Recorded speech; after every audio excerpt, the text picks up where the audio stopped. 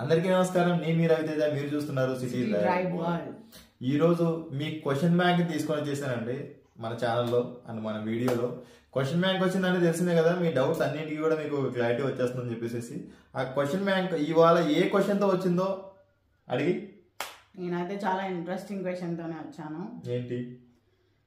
నాకైతే మరి డ్రైవింగ్ నేర్పించావు, కానీ అసలు ఏం కార్ కొనాలి, కొత్త కార్ కొనాలా, పాత కార్ కొనాలా, అసలు ఎలాంటి కార్ కొనాలి ఏమీ చెప్పలేదు. కొత్త కార్ కొన్నా ఎందుకు? నేను చేసేదే అంతంత మాత్రం డ్రైవింగ్ కొత్తగా నేర్చుకున్నాను.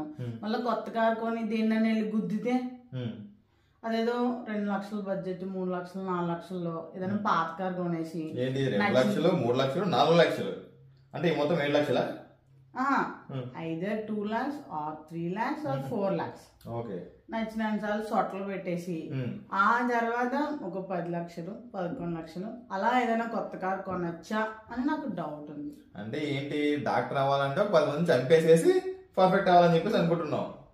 అలా ఎలా అనుకుంటాను? ఇప్పుడు నువ్వు చెప్తుంది అదే కదా. అంటే కొత్త కారులో పాత కారు అయితే గుద్దేస్తాను పర్వాలేదు అంటున్నావు, మరి కొత్త కారులో గుద్దితే సరే ఇప్పుడు కొత్త కారు అయితే గుద్దుతాను అది చేస్తాను అంటున్నావు, పాత కారు గుద్దేస్తావు, పాత కారు గుద్దిన తర్వాత డ్యామేజ్ అవుతుంది, ఆ డ్యామేజ్ బంపర్ వెళ్ళిపోతుంది, లేకపోతే లెఫ్ట్ డోర్ మొత్తం డ్యామేజ్ అయిపోతుంది, అలాగే రోడ్డు మీదకి వెళ్ళిపోతావా? వెళ్ళను. మరి దాన్ని మార్చవా? మారుస్తాను. ఫ్రంట్ బంపర్ మార్చవా? కొత్త కారుకి ఎంతైతే కాస్ట్ ఉందో దాన్ని మార్చడానికి దాన్ని చేయడానికి కానీ పాత కారు కూడా అంతే కదా. అర్థమవుతుందా? ఫర్ ఎగ్జాంపుల్ ఒక ఎక్స్ కార్ తీసుకో, ఏదో కార్ నీకు ఇష్టం వచ్చిన కార్ తీసుకో, కొత్త కార్ని. టాటా పంచ్ నువ్వు ఒక యూజ్డ్ కార్ తీసుకుందాం అని చెప్పేసి అనుకుంటున్నావు. యూజ్డ్ కార్లో బంపర్ డ్యామేజ్ అయిపోయింది. బంపర్ డ్యామేజ్ అయినప్పుడు దాన్ని మార్చాలా వద్దా? పాత కార్ కదా, మార్చుకుని వెళ్దాంలే, మొత్తం ఓపెన్ చేసుకుని వెళ్ళిపోదాం అంటే కుదరదు కదా. ఓకే, పాత కార్ బంపర్ ఎంతైతే కాస్ట్ ఉందో కొత్త కార్ బంపర్ కూడా అంతే కాస్ట్ ఉంటది కదా. ఓకే, అండ్ నువ్వు కొత్త కార్ తీసుకోవడం వల్ల నీకు ఇంకొక బెనిఫిట్ అనేది ఏంటి అంటే ఇన్సూరెన్స్ అనేది ఫుల్ ఇన్సూరెన్స్ వచ్చేస్తుంది. అంటే ఫర్ ఎగ్జాంపుల్ ఆ బంపర్ యొక్క కాస్ట్ అనేది 10,000 రూపీస్ అయితే జస్ట్ అక్కడ ప్రాసెసింగ్ కోసం మాత్రమే 1,000 రూపీస్ పే చేయాల్సి ఉంటుంది. లేదు మేజర్ గా డ్యామేజ్ జరిగింది, 1 లాక్ రూపీ వరకు డ్యామేజ్ జరిగింది అంటే అక్కడ కూడా నువ్వు పే చేయాల్సింది 1,000 రూపీసే. అలా కాదు, ఒక 5 years vehicle, 6 years vehicle, 7 years vehicle తీసుకోవడానికి చెప్పి చూస్తున్నావు. అలా చూస్తున్నప్పుడు ఏంటి, దాని యొక్క ఐడివి వాల్యూ కూడా తగ్గిపోతుంది, ఇన్సూరెన్స్ డిక్లరేషన్ వాల్యూ అని తగ్గిపోతుంది. అండ్ ఆ పార్ట్స్ కి వచ్చే వాల్యూ అనేది కూడా తగ్గిపోతుంది. ఎందుకు? అరిగిపోతూ ఉంటాయి కదా పార్ట్స్ అనేది, వేరెంటీ అయిపోతూ ఉంటాయి కాబట్టి వాటికి వచ్చే పార్ట్స్ కాస్ట్ కూడా తగ్గిపోతూ ఉంటుంది. అలాంటప్పుడు నువ్వు అరిగిపోయాయి కదా అని చెప్పేసి కొత్త పార్ట్ చేంజ్ చేయాలనుకున్నప్పుడు, ఇఫ్ ఇన్ కేస్ ఏదో ఇంజన్ సంబంధించిన ఒక పార్ట్ డ్యామేజ్ అయింది, దాని కాస్ట్ వచ్చేసి 20,000. పాత కార్ అండి, పాత కార్ బాబు గారు, నా కొత్త కార్ ఏదో కొత్తగా నేర్చుకున్నాండి, గుద్దేశానండి, నా పాత కార్కి ఏదో విధంగా అరేంజ్ చేసేసి 20,000 కాదండి 10,000 ఇస్తానండి అంటే పాత మార్చేస్తాడా? 20,000 కట్టాల్సిందేనా? అంటే నువ్వు పాత కార్తో గుద్దినా డ్యామేజే, కొత్త కార్తో గుద్దినా డ్యామేజే. బట్ కొత్త కార్లో మీకు బెనిఫిట్స్ అనేది ఏంటి, నువ్వు 365 యాక్సిడెంట్స్ చేసినా కూడా 365 క్లెయిమ్లు వస్తాయి. బట్ మనకి ఇక్కడ పాత కార్ తీసుకుంటున్నప్పుడు ఏంటి అంటే ఈ బెనిఫిట్స్ అనేది రావు. అంటే దీనివల్ల నీకు అర్థమైంది ఏంటి నీది, కొత్త కార్లో నీకు కొత్త కార్ తీసుకున్నప్పుడు ఏంటంటే నువ్వు 10 ఇయర్స్ వరకు ఎటువంటి ఫింగర్ పెట్టుకోకుండా హ్యాపీగా తిరిగేసుకోవచ్చు. మెయింటెనెన్స్ ఒకటి నువ్వు చక్కగా చేసుకుంటే, నీకు డ్యామేజ్ చేస్తాను అన్న ఒక భయమే కనుక ఉంటే కొన్ని రోజులు ఎర్లీ మార్నింగ్ ప్రాక్టీస్ చేయి, 5 to 6 ప్రాక్టీస్ చేయి, లేకపోతే 6 to 7 ప్రాక్టీస్ చేయి, ఎవరు లేని చోట ప్రాక్టీస్ చేయి.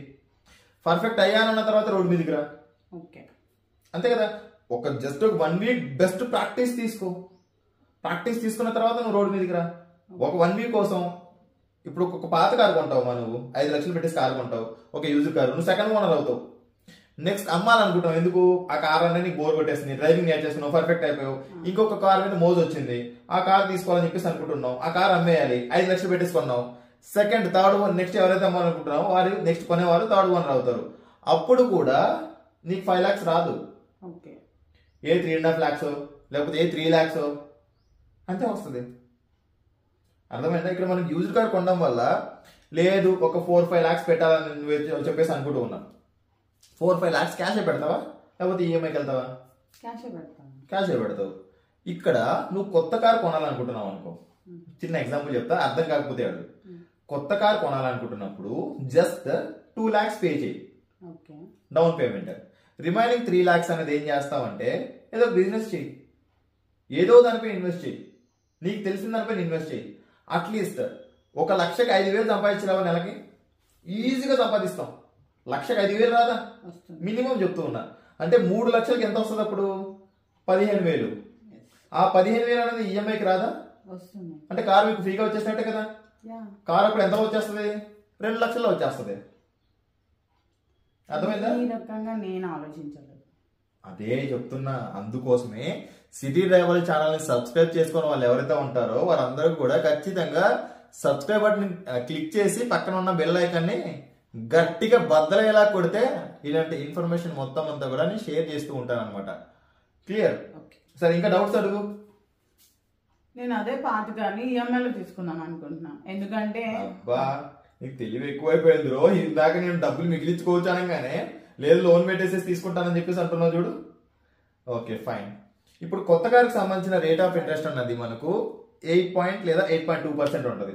అదే నువ్వు పాత కారుకి వెళ్ళావు అనుకో 14%, 15%, 16%. అంటే దానికి డబుల్ రేట్ ఆఫ్ ఇంట్రెస్ట్ అని చెప్పేసి ఉంటుంది. అండ్ దట్టు దాన్ని నువ్వు ప్రీ క్లోజ్ చేసుకోవాలన్నా కుదరదు. అక్కడ నీకు 4%, 5% అని చెప్పేసి నీకు డబ్బులు ఉన్నా కూడా మొత్తం క్లోజ్ చేసుకోవాలన్నా కూడా కట్టాల్సి వస్తుంది. దానివల్ల నీకు బెనిఫిట్స్ అంటే అక్కడ మీకు ఇక్కడ కొత్త కాలం వచ్చి బెనిఫిట్స్ ఏవైతే ఉన్నాయో అక్కడ మీరు లాస్ అవుతారు. సో కొత్త కార్ కన్నా డబుల్ ద ఇంట్రెస్ట్, పాత కార్ కి ఈఎంఐస్ ఉంది. ఒకటి ఈఎంఐలో వెళ్ళాలనుకున్నా పాత కారే loss, double the rate of interest. ఏదైనా డ్యామేజ్ జరిగినా పాత కారే లాస్. ఎందుకు? మనం జోబులో నుంచి డబ్బులు ఖర్చు పెట్టాలి పాత కార్కి అయితే. అదే కొత్త కార్కి అయితే ఇన్సూరెన్స్ అనేది క్లెయిమ్ చేస్తాం. నెక్స్ట్ కార్ సేల్ చేయాలనుకున్నా కొత్త కార్కి వచ్చే వాల్యూ అనేది సెకండ్ హ్యాండ్ కార్కి రాదు, అక్కడ లాస్ అవుతాం. లేదు మనం క్యాష్ పెట్టి కొనాలనుకున్నా కూడా మా అమౌంట్ అనేది మనం లాస్ అయిపోతున్నాం కదా. ఎన్ని బెనిఫిట్స్ ఉన్నా చూడు. అంటే లేదు పాత కార్ తీసుకుంటున్నావు, ఒక 7 years వెహికల్ అయిపోయింది, అక్కడి నుంచి నీకు 5 lakhs ఇన్వెస్ట్ చేసావు. 5 lakhs తర్వాత ఏంటంటే తవ్వడం స్టార్ట్ చేస్తుంది, అది నేను ఇరిటేట్ చేయడం స్టార్ట్ చేస్తుంది, రిపేర్ స్టార్ట్ అవుతూ ఉంటాయి. అదే కొత్త కార్ తీసుకున్నావు అనుకో నువ్వే ఫస్ట్ నుంచి ఓనర్ ఉంటావు కాబట్టి దాన్ని సక్రమంగా యూజ్ చేసి దాని కనుక నువ్వు మెయింటెనెన్స్ అనేది సరిగ్గా చేయించావంటే 10 సంవత్సరాల వరకు పెట్రోల్ వెహికల్ కి ఎటువంటి మెయింటెనెన్స్ అనేది రాదు. 10 సంవత్సరాలు లేదా 1,00,000 కిలోమీటర్, 1,50,000 కిలోమీటర్ వరకు కూడా ఎటువంటి మెయింటెనెన్స్ రాదు. ఇక్కడ కట్టాల్సింది ఏంటి? Only EMI. ఆ ఈఎంఐ కూడా ఎక్కడి నుంచి కడుతున్నావు? ఆ 3 లక్షల నుంచి వచ్చే ఇంట్రెస్ట్ నుంచో లేకపోతే ఏదైనా బిజినెస్ పెట్టేసి దాని నుంచి తీసుకుంటూ ఉన్నావు. ఆ 3 లక్షలు నీ దగ్గర క్యాష్ ఉంటుంది. ఆ 3 లక్షలకి మిగతా పెట్టిన రేట్ ఈ 2 లక్షలు కూడా రికవర్ చేసి పెట్టేస్తుంది.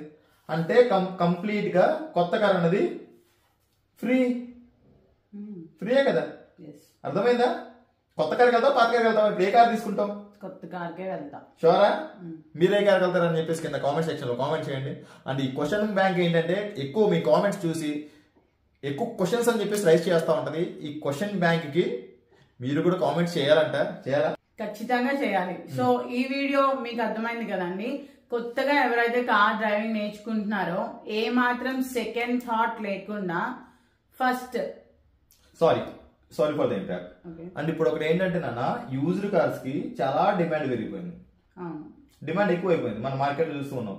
కొనాలనుకుంటున్నప్పుడేమో ఎక్కువ పడుతుంది, అమ్మాలనుకుంటున్నప్పుడేమో తక్కువ వెళ్ళిపోతున్నాయి. ఇంకొకటి ఏంటి, కొంటే ఎవరి దగ్గరికైనా కొనాలి, ఏజెంట్ దగ్గరకో లేకపోతే ఏదైనా ఒక XYZ కొన్ని కంపెనీస్ దగ్గరకో లేదా వెబ్సైట్ దగ్గరికి వెళ్ళాల్సిన పరిస్థితి వస్తుంది. వాళ్ళు ఏంటి, నీ దగ్గర 7 లక్షలు కారు కొంటారు, 7 లక్షలు అమ్మేస్తారు, మిగతా వాళ్ళకి 1,50,000 మార్జిన్ పెట్టేసుకొని అమ్మేస్తారు. దానివల్ల ఎవరు లాస్? కస్టమరే లాస్. నువ్వు అంటే నువ్వు కొనాలనుకుంటున్నా కూడా అన్ని విధాలుగా కూడా యూజ్డ్ కార్ లో మనకు ఇన్ని లాసెస్ ఉన్నాయి. కాబట్టి ఇప్పుడు మనం ఏ కార్కి వెళ్ళడం బెటర్ అన్నది మీరు కామెంట్ చేయండి. అండ్ నువ్వేం ఫైనల్ డిసిషన్ తీసుకున్నావు అని చెప్పేసి ఫైనల్ చెప్పేద్దాం. నేనైతే ఆబ్వియస్లీ కొత్త కారే కొనుక్కుంటాను. ఫ్రీగా వస్తున్నప్పుడు పాత కార్ కిందకి వెళ్తామంటావా? అంతే కదా. Okay, clear. So right friends, ఇది ఇవాళ వీడియోలో. అండ్ ఈ వీడియో కనుక మీకు నచ్చినట్లయితే లైక్ చేయండి. అదే విధంగా మీ friends and family members. Last వీడియోకి లైక్స్ తక్కువ వచ్చి ఈ వీడియోకి ఎన్ని టార్గెట్ పెడుతున్నాం? 2000 లైక్స్. ఓకే, 2K లైక్స్ అనేది మాత్రమే మీరు చేస్తే నెక్స్ట్ ఇలాంటి కాన్సెప్ట్ వీడియోస్ తోటి మీ ముందు ఖచ్చితంగా వస్తామండి, మీకు ఇంట్రెస్టింగ్ టాపిక్స్ తోటి. అండ్ మీకు ఎటువంటి డౌట్స్ ఉన్నా కూడా మీరు కింద కామెంట్ సెక్షన్ లో కామెంట్ చేయడం ఆలస్యం, ఇక్కడ చిప్లోకి వెళ్ళిపోతాయి. ఆ చిప్ వచ్చేసేసి నా బుర్ర తినడం స్టార్ట్ చేస్తుంది, మీకు క్లియర్ గా మీకు నాలెడ్జ్ ఇచ్చే ప్రయత్నం అని చెప్పేసి చేస్తాను. So thanks for watching the video. Seat belt ధరించండి, హెల్మెట్ ధరించండి, సురక్షితంగా ప్రయాణించండి.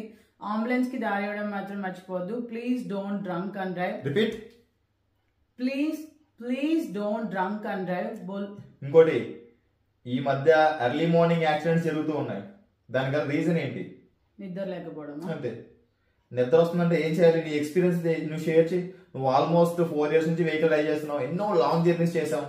నాకు నిద్ర వస్తే ఎట్ ఎనీ కాస్ట్, అది ఏ ప్లేస్ అన్నా సరే, నిర్మోహమాటంగా హజార్డ్ లైట్ వేసుకుని నేను పక్కన ఆపేసుకుని రోడ్ సైడ్ లో పడుకుంటానండి. ఒకటి, ఎంత ఎమర్జెన్సీ అయినా కూడా ప్రాణం పోయిన తర్వాత ఎమర్జెన్సీ ఉంటేనే పోతున్నాయి. అంతే. క్లియర్? ఓకే. భారత్ మాతాకి జై.